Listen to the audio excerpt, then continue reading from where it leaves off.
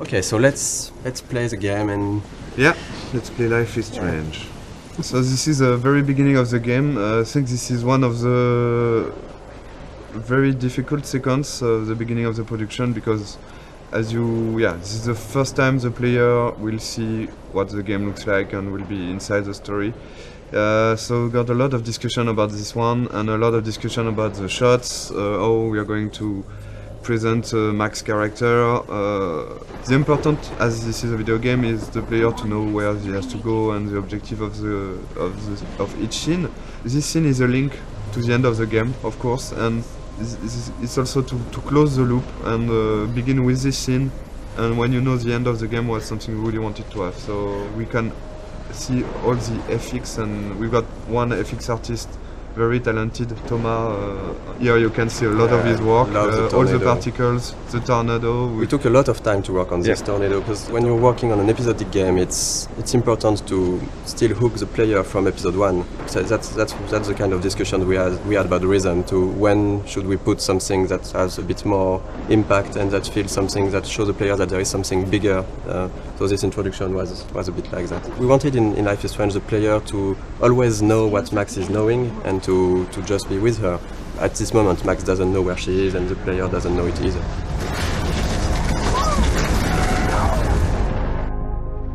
We're back to the high school, and which is one of the most important settings of the game, of course, the high school setting and the Blackwell Academy. High school is something where the player will feel comfortable because he knows it, but the transition from the cliff to there is the twist of having something really different, and that should hook the player to say, oh, it's not just a teen story, there is more to it. And then, of course, we can go much over than that and twist it and change the characters. But it was an interesting starting point creatively. This kind of introduction is really important because in one sequence with some shots you have to discover all the different characters, the main ones, so you will see of course Jefferson, Kate and Victoria. And it was quite hard to decide between not showing too much, to not break the idea of the game, to not be too big compared to what the game would be after. There is a lot of themes of big ideas on the game, and of course photography is one of it, because photography is still a way to look back to the past. It's linked to the theme of rewind and time manipulation and nostalgia. And that's one of the reasons why Max came back to Arcadia Bay to attend this photography class.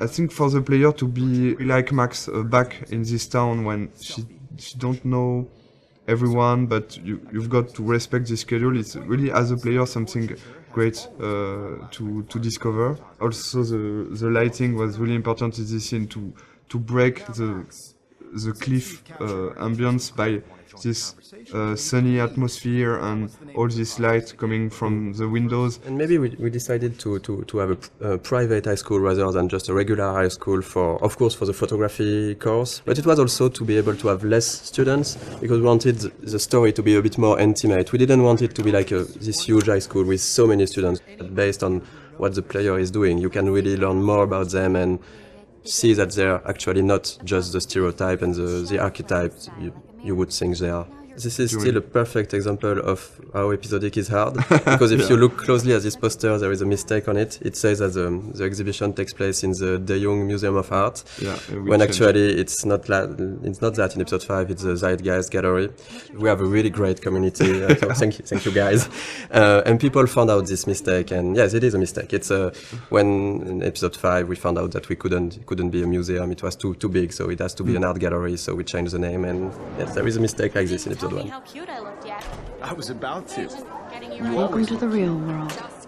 We really wanted to have this feeling of being part of a whole high school. So it means a lot of people, it means bullying, it means difficulties when you're a teenager in this kind of world. Showing the different cliques and different kind of teenager. I think a lot of players love this introduction. The use of music here is really important. As Max feels insecure in this atmosphere, we wanted her to isolate, and the music is a great way of isolate yourself when you just want to be on your own and So since the beginning of the game, we were working with licensed tracks, licensed music. We test when we testing on prototypes some scenes. We put some licensed tracks from artists we love. Scene Matters was one of them. And when we asked Jonathan Morali, who is the lead of Scene Matters, if it's possible to use his music, he's a gamer, so it was really happy to have this new experience, and for us it's just incredible to work with him.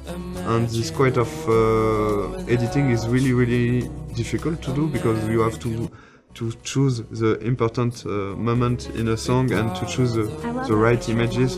Because our writer Jean-Luc has written many scenes built around music. The edit is based on the music.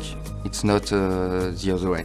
The music is really important in the game. It explains a lot about the characters, because the choice of the music, the choice of the artist means a lot. For example, Chloe won't listen to the same artist as Max. For the anecdote, for this guitar part, we asked the lead singer of Scene Matters to take his guitar and to play on top of Gonzalez's song in a clumsy way, to be sure that it would be like Max playing guitar. Crossing